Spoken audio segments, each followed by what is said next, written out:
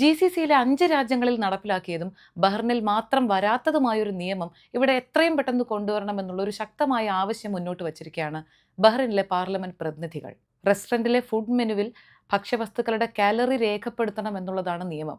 ഇത് 2018 ബഹ്റിനിൽ ഏകദേശം നടപ്പിലാക്കാനൊക്കെ തീരുമാനിക്കുകയും എല്ലാവരും അംഗീകരിക്കുകയും ചെയ്തിരുന്നു. എന്നാൽ പല കാരണങ്ങൾ കൊണ്ട് നടപ്പിലാക്കിയില്ല.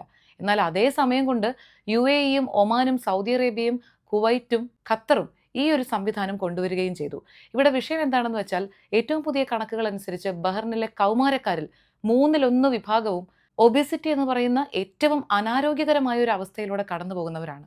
അതുകൊണ്ട് തന്നെ റെസ്റ്റോറൻറ്റിലെ ഫുഡ് മെനുവിൽ ആ ഭക്ഷ്യവസ്തുക്കളുടെ കാലറി രേഖപ്പെടുത്തിയിട്ടുണ്ടെങ്കിൽ ബോധപൂർവം നമ്മുടെ ആ ഒരു ഭക്ഷണം ക്രമീകരിക്കാനുള്ളൊരു ശ്രമം ഉണ്ടാകുമെന്നുള്ളതാണ് അതോറിറ്റീസിൻ്റെ ചൂണ്ടിക്കാട്ടൽ. അപ്പം നിരന്തരം ഇങ്ങനെ ഒരു സമ്മർദ്ദം വരുന്നത് കൊണ്ട് തന്നെ ഈ ഒരു നിയമം രാജ്യത്ത് ഉടനടി നടപ്പിലാക്കിയേക്കും എന്നാണ് സൂചനകൾ.